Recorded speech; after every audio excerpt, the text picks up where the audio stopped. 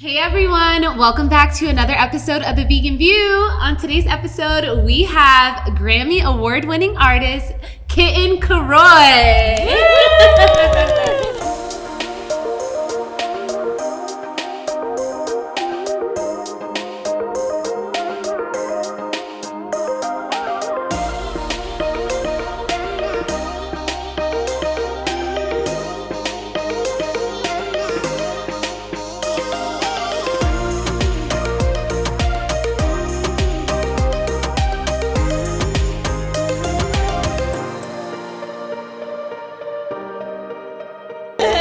Welcome to the show. Welcome. Thank you. We're so happy to have you. I'm happy to be here. I think a couple of months ago, I went to a play that she starred in, musical, and she was phenomenal. The pipes on this lady, I'm telling you, she can sing.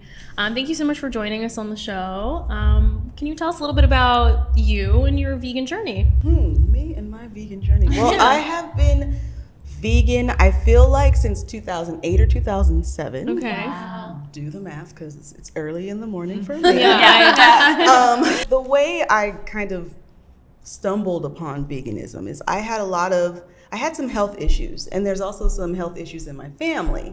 And I was like, okay, what's one thing that nobody else in my family has done? And I was like, cut out the meat.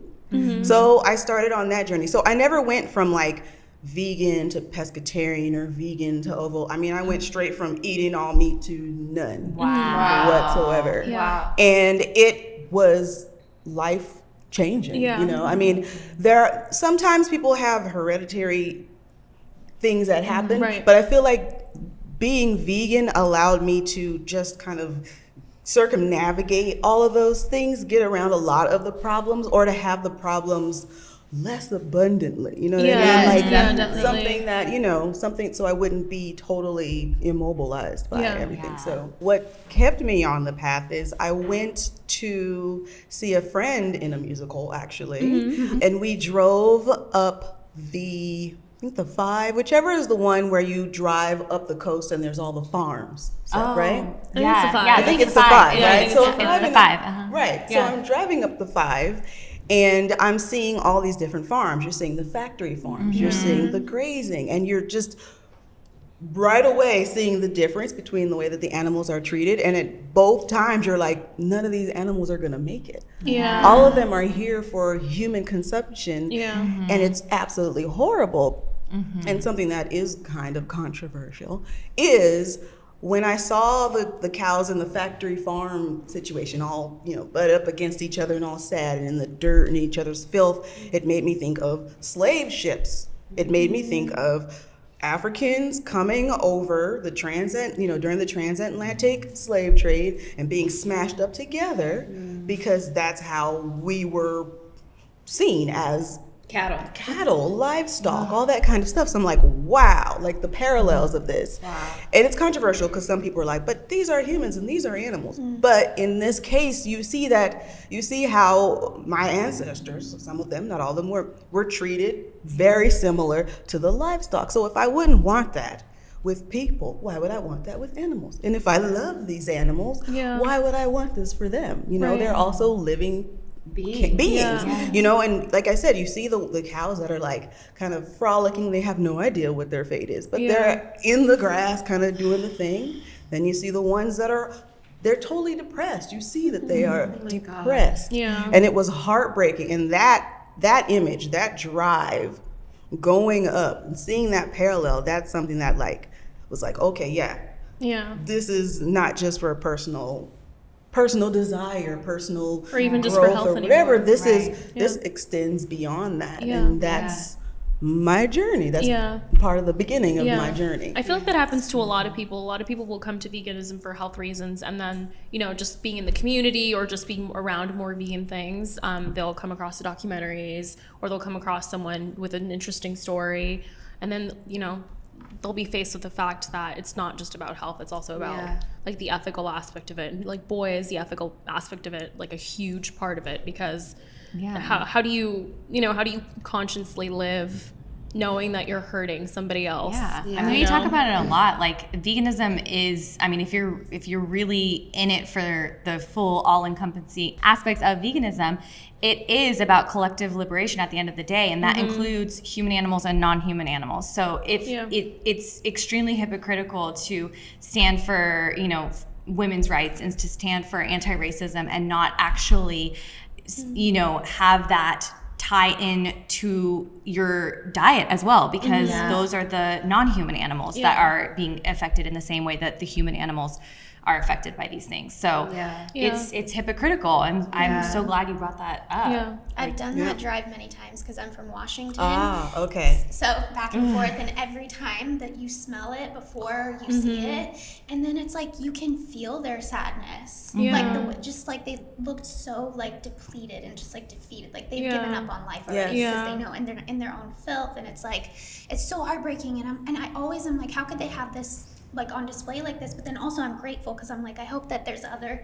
folks out there like That you see this. who see that and connect with it. Yes. And they're like, God, they, you know, they're living beings and they look so sad. Exactly. Well, and then you also think about those that are meant to be caring for them, what they must be going through, especially during at the factory farm level, the diseases that are shared because the animals are sick. Right. So the humans are going to be sick. And then this is also being fed to people. Right. You know, it's just, there's so many levels. Oh, Yeah. You know, it's to this. all connected, because especially the people that work these factory farms are usually lower income people, and they are now being forced to work in these conditions that are not only like not healthy for them, but just traumatizing, like the mental health aspect that's tied to this as well. And think about what they're smelling all day. Yeah. Like Yeah. in and out. Goodness. It's probably not good for you. Just that alone. And those of us with the money and resources aren't thinking about that every day when we're just like going to the market and buying our, you know, our steak for dinner that night. We're not thinking about all of the humans and non-human animals that were affected by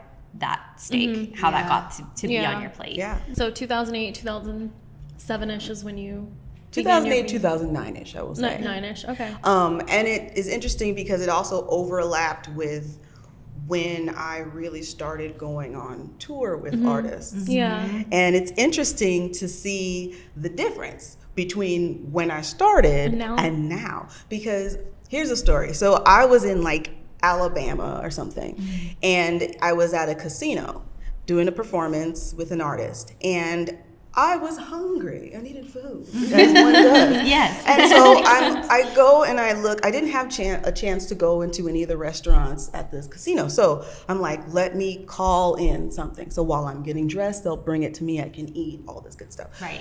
So I look at the menu, literally nothing. Nothing. Yeah. Like even the salads have stuff on That's it. crazy. The South is hard. So I called the restaurant and I said, I saw that they had broccoli. Okay. I was like, Hope okay. start. Not all hope is lost. Right? They have broccoli. So I was like, can I have steamed broccoli? Just a plate of steamed broccoli. No butter on it. Right, No. exactly. No You butter, know. just steamed They were probably like, broccoli. are you sure no butter? Listen. The person was like, okay, you don't want any butter on it. And I was like, yes, no butter. Okay, hold on. So they transferred me They had to to check. another. They had to check. had to transfer me to another chef who was like, okay, so what is it that you want? I was like, steamed broccoli. Just broccoli and water. And they were like, okay, let me check on that. I get transferred to another person. Now I'm talking to the head chef. And the head chef is like, okay, so let me get this right. So you don't want any butter on it. So if we don't have butter, how are we gonna stop it from sticking to the pan? This is steamed broccoli, y'all. Nothing should Wow. stick. It is steamed. Like it was a situation, and I kind of went. And you're like, I guess I'm a chef now because I'm having to explain this. Do I need to go into the kitchen? Just Like, where are get you? some Where are water. you Yeah, located? get some water. Where are you located? Let me get down Let there and me help. get Like, down actually, I'm there. gonna get in the kitchen. Yeah, I Okay, think here. I have time. But like, so back then it was like, dude, having steamed broccoli was a challenge. Yeah, it was revolutionary. Right. Yeah. But now it's like, you can say, hey, I'm vegan. And they're like, okay, we'll do something for you. Yeah. You know, or Yeah. there might be an Impossible Burger on something or Beyond. Yeah. That was not the case before. Yeah. So I had to like load up on, I would bring like protein powder with me, like That's really full on smart. jugs. Yeah. Protein powder. I would have energy bars. I would have dried fruit, nuts, and all this kind of stuff. Like I used to bring a little heater to heat up my own food and soups and everything. gosh, yeah. Just so You're that prepared. I was. You had to Listen, I was like, I have to be, because I'm extending all of this energy, Yeah. singing and dancing. And doesn't it Right. blow your mind the fact that you have to like go to those like lengths to live in a like this world is so not cruelty free friendly Yeah. that it's Exactly. like you can't even get something simple from somewhere that just doesn't have anything from an animal. Right. Yeah. Or That's even if you crazy. spell it out for them, they're still like giving you pushback. Right. They cannot understand. Yeah, And we've it- all been conditioned. Yes. Yeah. Well, and it's interesting too, because I'm like, how are you a chef and you don't know Right. basic things? Yeah. Like, I feel like all chefs should be very well versed in food. Yeah. Right. And that's All something dietary that's needs. great. Yeah. Yeah. Like, it's food. Yeah. Like, It's it has a title, but that title didn't even exist till like the 60s, maybe. Right. Yeah. So it doesn't, it's just food. Yeah. Yeah. It's literally just food. Yeah, and I Yeah. learned also just like traveling that the best chefs will meet the challenge and they'll be happy about it. They'll be like, Right. huh, you know, I don't normally make vegan food, but I'll make you something special. And then they really like, you know, they get the brain juices going and then they come out with something incredible. Yep. Yes. And you're like, oh, see, like Yeah. this was not on the Possible. menu, but Yeah. suddenly you have something miraculous. Right. Yeah. And it's usually some of the best food I've ever had. Yeah, Yeah. and then they like get creative. Yeah, I've they get worked creative. in restaurants for years now, and I've been to like many that have, you know, a chef. And they, whenever I ask for food, because we would have, you know, like what's it called, the meal, the staff meal, and I can never eat anything. So they're like, well, what am I supposed to make you? And I'm like, well, you're a chef. If the only thing that you are able to make taste good is animal products, then I think you should rethink that title. Reconsider that Because title. if you can't make all food good and you Yeah. can't make a beautiful plate of vegetables that taste good, then Right. sorry, I don't think you should call Yeah, yourself also chef. just like whatever you're seasoning the meat and the chicken with, just like the Yeah. broccoli and throw it on the that veggies. Exactly. Like, you have all of the ingredients. Yeah. Yeah. So make something. Yeah, Yeah. exactly. Help me. Yeah. There was a fun time where I went to Disneyland, and it was me and my fiance. He's my fiance now, but he wasn't at the time. But we went to Disneyland. It was like an anniversary of us dating, and we were gifted like discounts tickets to Disneyland. So we're like, let's go to Disneyland. So we went, and I didn't know that there was a restaurant like that's connected to Pirates of the Caribbean. I had no idea. Like, I've been on that thing. Like, what are those people doing anyway? No idea. We were like, oh my gosh, it's a restaurant. So we didn't know you had to have reservations and Yeah. everything. Like, Yeah. we didn't know. We just walked up there like, 2 people, please. And they were like, do you have a reservation? And we were like, no, we're supposed to. So the person was like, wait just 1 minute. And I don't know if they thought we were cute because it's like interracial. They're like, how cute is that? I don't know. But they were like, we'll see. So they had us sit, you know, and we were just like, oh, snap. Like, we just rolled up here like we own the place. Yeah. So they sat us because somebody, you know, they didn't show up. They sat us. And so we looked at the menu and we were like, at the time, we were like, there's nothing we could have. Oh, no. But we're like right by the bayou and it's so cute. Yeah. So I asked the server, I was like, do you guys have anything vegan? And they're like, let me go ask the chef. The chef came out, crouched down on one knee I at our love that. table. And the chef was like, so what is it that you can eat and what can't you eat? So we told them, and they gave us this amazing, it wasn't even on the menu, but they I made this love that. amazing meal just for us. That's how it should I be. love By the that. bayou. Oh, that's Yeah. so sweet. I thought this was Yeah. going to actually be a horror story, It was so I'm not. glad that It it was went a the horror. other direction. Yeah, That sounds amazing. And you'll remember that for a long time that chef, you know, did that and went out of their way to make something special. Yes. Even if it wasn't on their menu. So you've traveled a lot. So is there any place that stands out in your mind as like, oh gosh, that was like the hardest place to be vegan? Yes, actually, Russia. Alessandra wants to go to Russia. I do. I want to go to K2. You should go. I will say this. Pack protein bars. Bring some protein bars. There are, times have changed. So they are getting much more progressive with stuff. And I've only been to Moscow or Moskva, as they say. I've only been there. So I haven't been to like St. Petersburg and every place stuff. I've only been to the one place a couple of times. Okay. But the first time I went there, Oh God, this is gonna be a horror story. listen up. Okay, the first time I went there, I was, so we had a translator, and we're all, like, the whole band, we're all, like, banquet style, you know, sitting at this big table. And they were like, okay, and what would you like? And I was like, how do you tell them that I am vegan? Like, I can't eat this, that, da, da, da, da, da. And so the girl's like, I got you, I understand. We have all of these multi-courses, and all of my courses are like some sort of fruit or some sort of pickled vegetable, because it's Russia, they love pickled things. And I was like, hey, it's vegetables, I'm living my life. And then the main course comes. The chefs stand around the table, arms folded, like we did the best thing ever. Like we totally understand the assignment. It was a gigantic plate. And it was a fish. No. And it wasn't like pieces of fish. It was literally the whole thing. It had eyes and teeth. It was looking at me. No. And they were just like, yeah. And I was like, oh, wow. And I felt really embarrassed because I wasn't going to be like, so what I did was I was like, oh, wow, this is so much food. And I just ate slowly my other things that I could eat. And then they kind of got tired of waiting. So they're like, let us know. Like, they left and they were like, let us know what you think. And I was like, okay. Then I quickly gave my food to everybody else. And then they tore up the plate and it looked like and I was like, oh my God. it was great, but I had to go find some food later on. The other part of it, though, was that the people that did eat meat that were part of the crew, so they all got a steak. I thought that steak looked very strange, right? I mean, my background is I come from a Black American family, and meat and all kinds of different meats are how I grew up, right? So I could recognize that this steak looks different. It was different looking steak. Like it was smooth, and it was just like, I don't know what this is, but I'm very glad that I'm not eating it.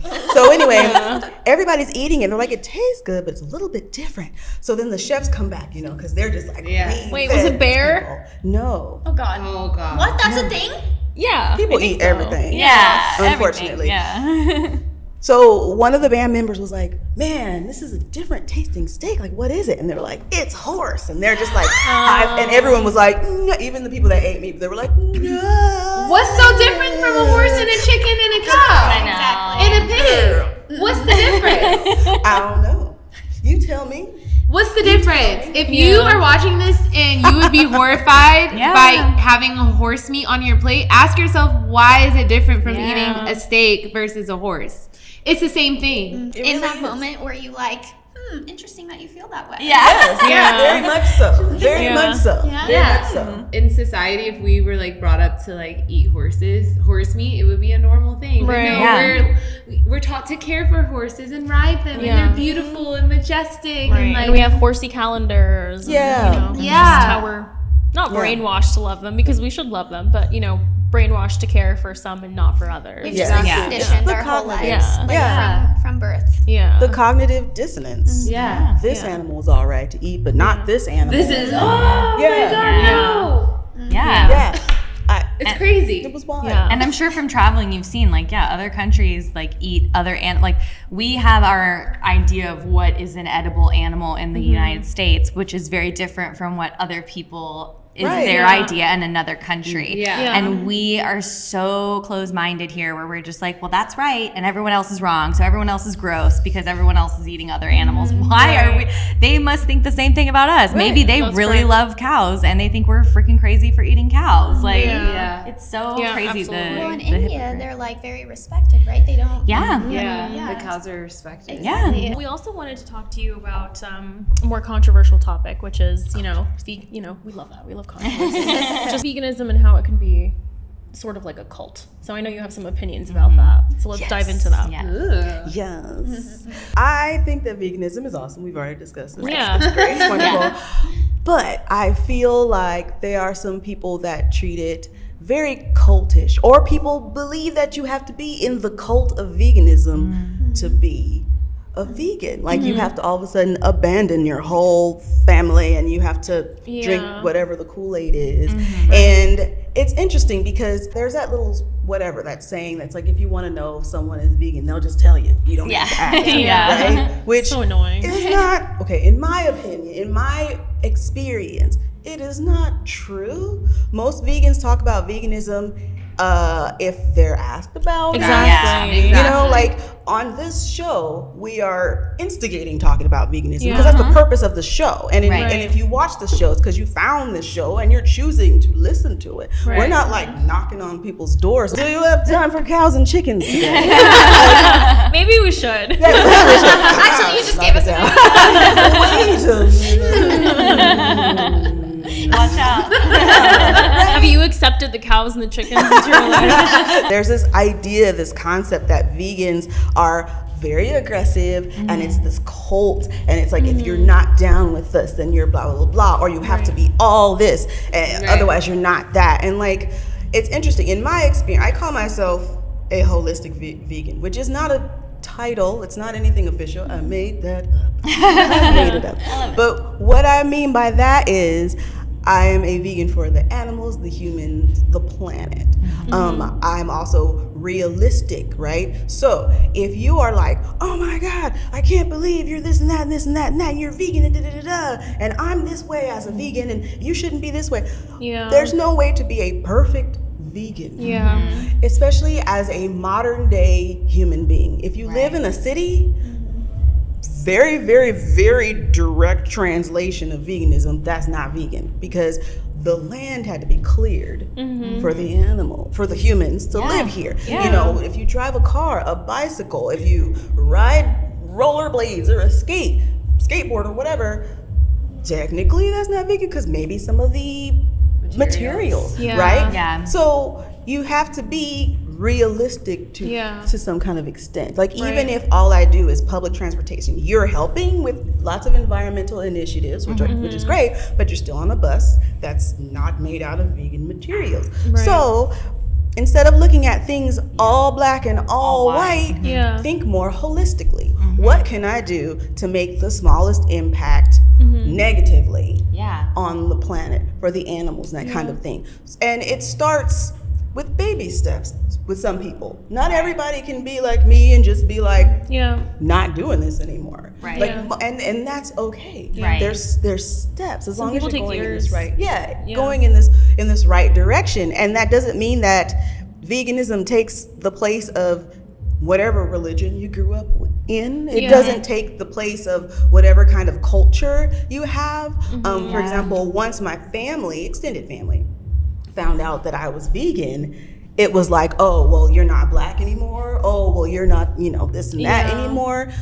No, I'm still me. Yeah. I just eat and operate and move in a different direction, but that is not cultish behavior. And that's something that I feel like is really controversial because so many people think like it's all or nothing all at once. I think there's a lot of like what we call vegan police out there.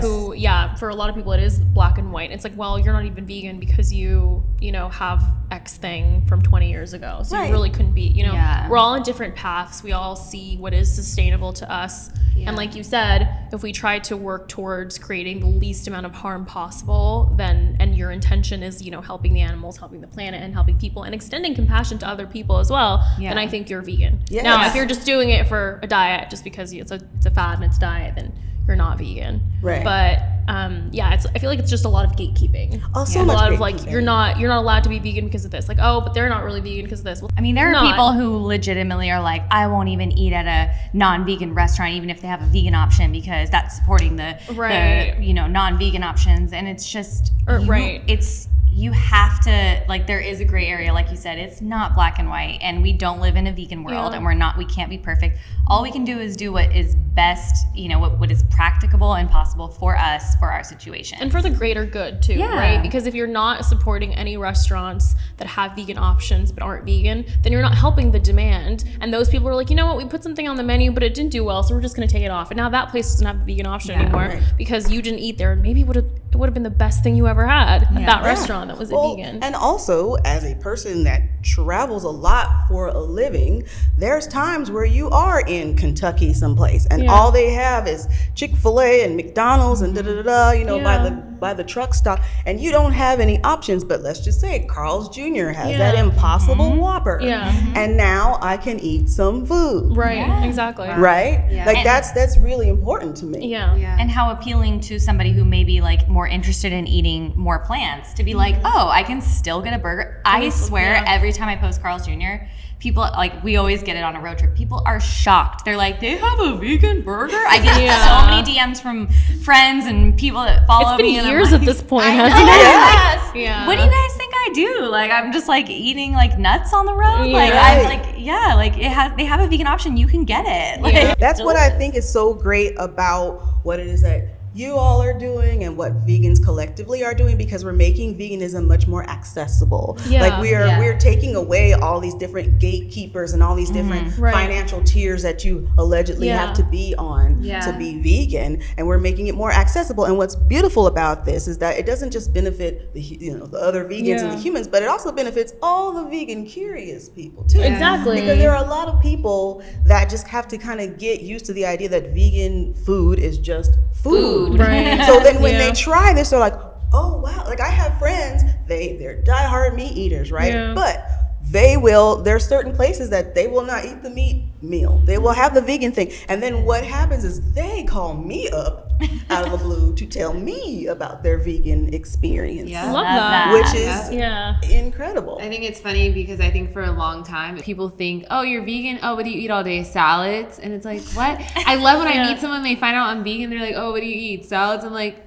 look at my food page. You see all this food? Yeah. There's like 0 salad. Those are the same people too that will see you having grapes and like, oh, are those vegan grapes? Wait, what? You don't eat grapes? You don't like Oh, grapes? is that special vegan rice? Yeah, like Yeah. I think, but what's also interesting about this vegan movement is that it's getting people more educated about food in general. Yeah. And they're asking more questions about where is my food coming from? Like, okay, if I'm gonna eat this chicken, where is this chicken coming from? Like, I feel like as a collective, especially in the American society, since we've been so divorced from the farming process, we don't question where any of our food is coming from. We're just used to going to the grocery store, it being available to us, and us picking it up and taking it home. I think food education is so bad that I'm convinced the smaller generations or younger kids, or you ask them like, where does so and so come from, and they're probably like, oh, the store. That's where everything comes from. It's like they don't make that connection until later, and at that point, not that it's too late, but they've already been formed. They already have all these opinions, and they have all these stereotypes about vegans and what it means to be an omnivore or a meat eater, and it really does affect the rest of your life. So, I mean, I feel like if anything's a cult, it's the non-vegans and the factory farmers and the corporations that help fund these factory farms that make us think that this is what we're supposed to be. Right. We're literally brainwashed into thinking that this is better for our health somehow, which is actually insane. Well, people forget that there's lobbyists. Do you know what I mean? Like, there's their entire job. Yeah, is to their fight whole for job the meat is industry. pro dairy milk, pro pork, pro chicken. Yeah. Like, that's their job. It's not even that they're giving us choices and different kinds of ways to think about our food decisions. It's just like, I am paid big money to tell you that this is better than that. Yeah, which is funny, right? In like the country of freedom, it's like great freedom, but we're really gonna push you to pick these two options because my boss pays me a lot of money to get all these politicians on board to shove this in your face. And then that's the reason why a lot of people think that animals are purely here just to serve us and purely here for us to eat. Because like I've heard people say, oh, well, if we're not supposed to eat them, we're supposed to be vegan, then what are the animals here for? Yeah. So like what would you say to someone who thinks that way?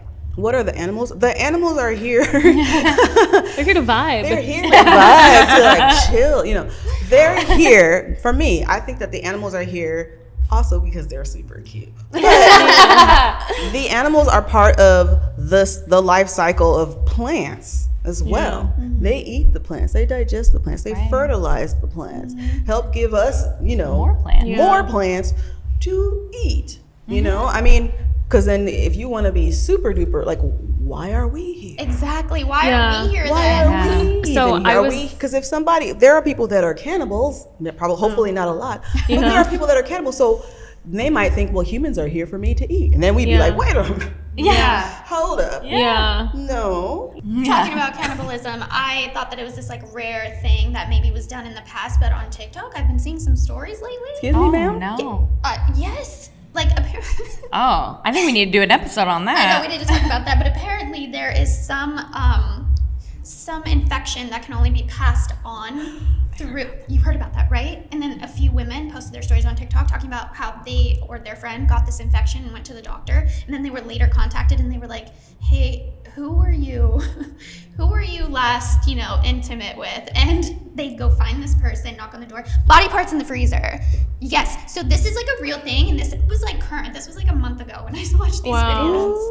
Oh my God. Speaking of cannibalism. I honestly think that future generations are going to look at us, though, and think that, like, we were cannibalists for the way that we treated animals and the way that we ate animals. I really Probably. believe Yeah, that. probably. Especially the way that we... I hope so, anyway. It's all about perspective, too.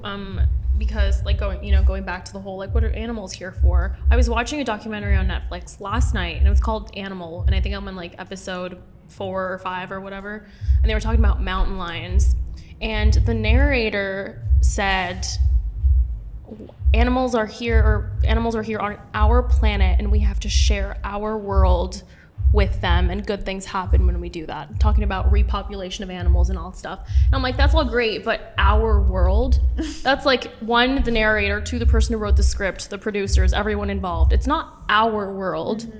It's all of ours collectively. It's not like a human world and we have to let mountain lions do their thing. No, it's their world too. And I think that's like, it's all about perspective. And when you realize that you're looking at something from the wrong lens and you take that off, I think a lot of people make more of a connection with veganism and with sharing the planet. And they realize why so many things just environmentally are going wrong. It's because we don't have the adequate population of predators anymore because we're killing them off for cows to graze, et cetera, et cetera. It's so frustrating because I don't even think it's ours. I don't think it's anybody's. I don't think anything on this earth belongs to us. And the fact that we're so arrogant to think like this is ours, this belongs to us, because this planet, I believe, existed long before we were here, and I think it's going to exist when we're gone, which maybe we will be one day.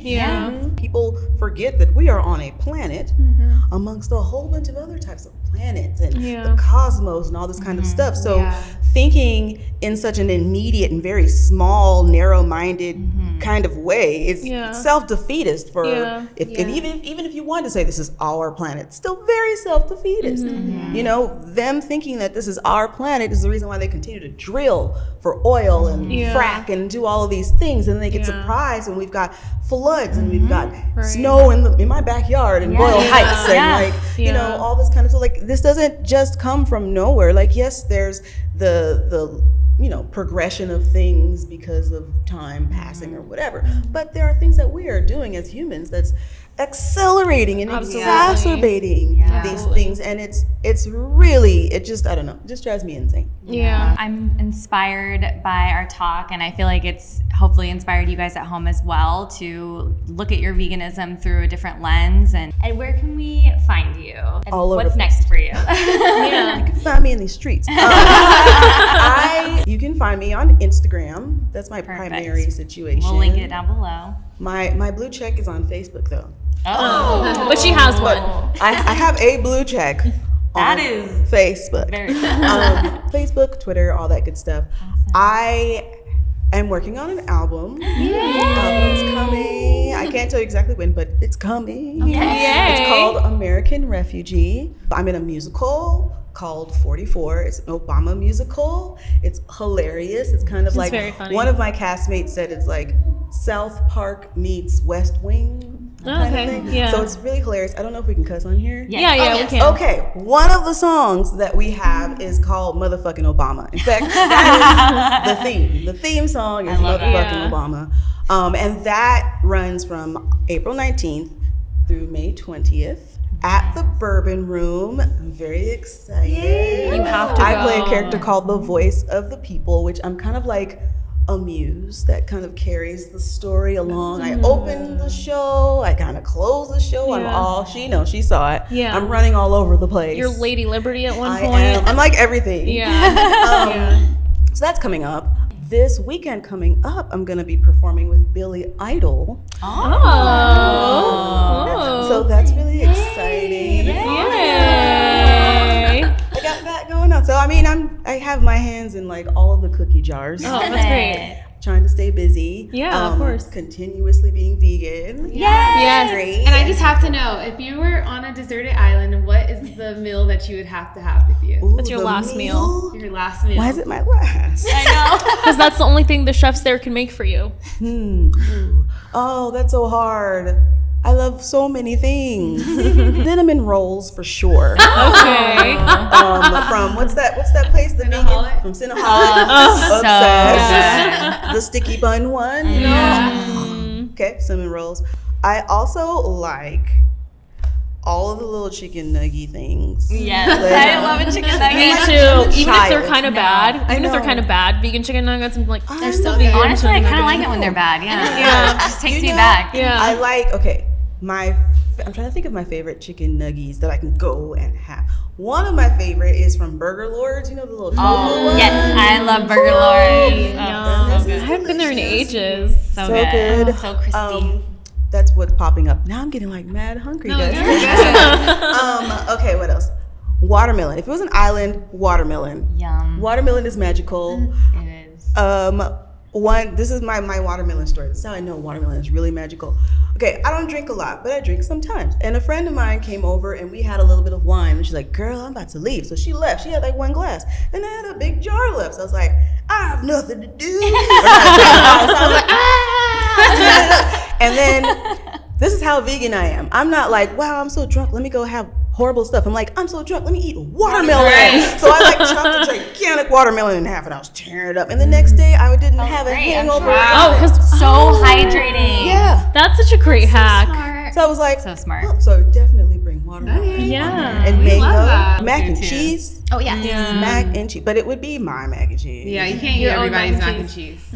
You can't do it. Vegan mac and cheese. I've had so much bad vegan mac and It's so cheese. good. Most Yes. vegan mac and cheese, I'm sorry to say, is not good because Yeah. people are making mac and cheese like they've never tasted mac and cheese before. Yeah. Like they saw a picture and was like, I think I can. Kind of yellow sauce on Yeah. it. Just make it orange. And it tastes like nothing. It's just No. yellow Yeah. stuff. Needs I tangy, make salty, a spicy. soul Yeah. food mac and cheese that's like the good kind of casserole-ish. You know what I mean? With Yeah. the cheese on it, just rich. Different types of cashew cheese, good. got a little day.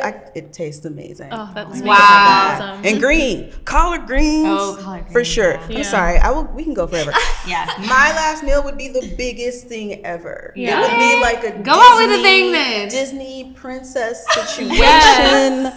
I love Love that. Yes. Thank you so much, Kitten. You Thank are you. amazing. Yeah, Thank you for so much for joining coming on the show. We community. loved Thank having you. you. Thank you. Yes. We will link all of her socials down below so you can go check her out, see what Yeah. she's up to, maybe go see her. Yeah. if Yes, you're able definitely. to. If you're in LA, I know, definitely go I check want her out. to, so Yeah. maybe I'll see you there. I can't wait for your album. Yes. Me Yes. too. wait. I can't wait. Don't forget to subscribe to this channel if you haven't already. Follow us on socials. We'll link it down below, and we'll see you next week for another episode. Bye.